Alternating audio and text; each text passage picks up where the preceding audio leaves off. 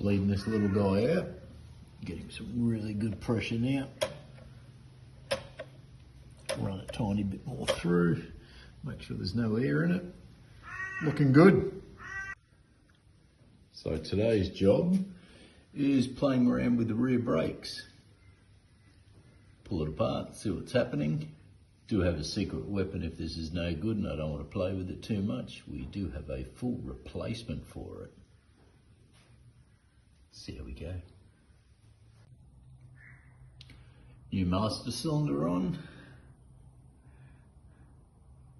All new fittings.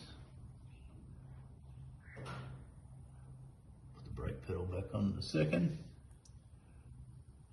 Fill her up with some fluid. And let's go rocking and rolling.